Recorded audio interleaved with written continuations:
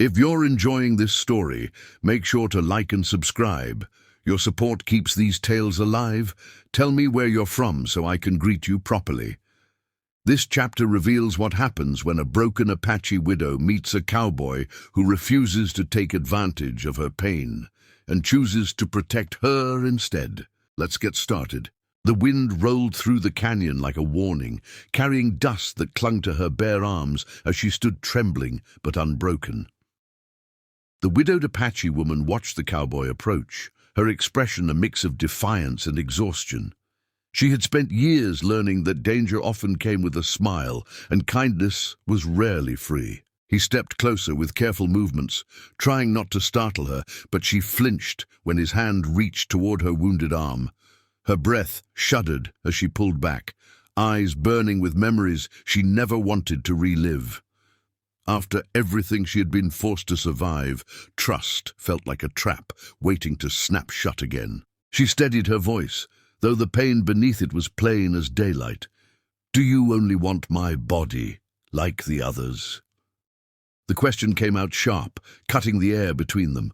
It was not accusation alone, it was fear, experience, and a faint, crumbling hope that maybe this time the answer would be different.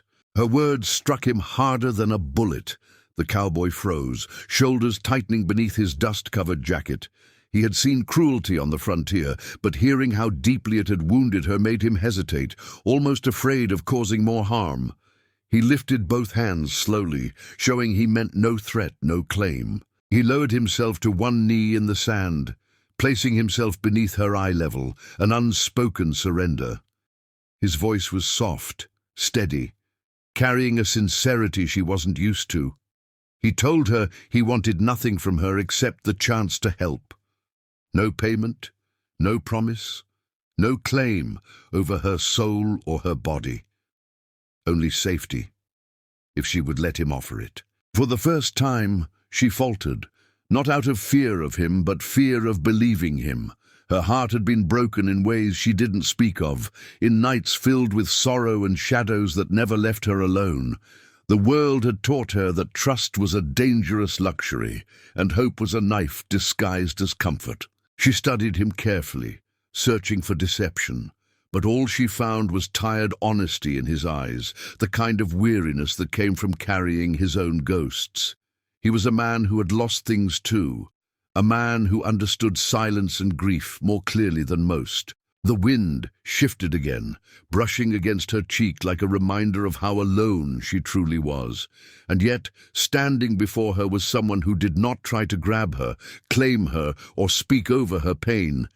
Instead, he waited, patient, open, unarmed, except for the truth he'd just given her.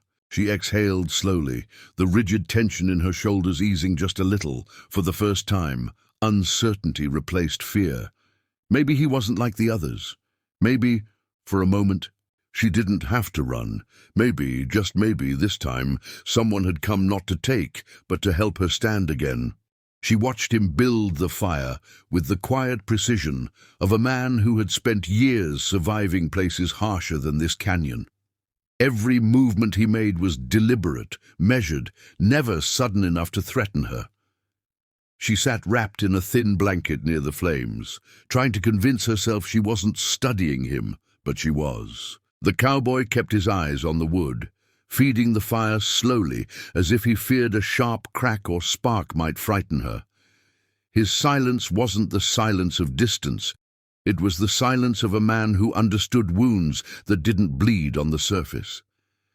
She saw something gentle in him that unsettled her more than anger ever had. When he finally spoke, his voice was low, steady, worn by years of lonely nights and battles nobody ever thanked him for. He didn't defend himself or deny her fears. Instead, he acknowledged them. He told her that loss changes people in ways most never notice, shaping their steps, their choices, their trust. His honesty scraped at the walls she'd built to survive. She looked away, her breath catching unexpectedly. She had known men who used sweet words as weapons, charm as bait, but he didn't speak to claim her or soothe himself. He spoke because he understood, and that frightened her more than any threat. Softness was dangerous when a heart had been broken too many times. The fire cracked gently, casting warm light across his face. She found herself wondering who had hurt him, who had taken whatever softness he once had and forced him to bury it beneath dust and miles of empty land. Pain, recognized pain, even across silence. She didn't want to care, but something inside her shifted, resisting her fear. He noticed her unease, yet he didn't move closer. He kept a respectful distance, giving her room to breathe.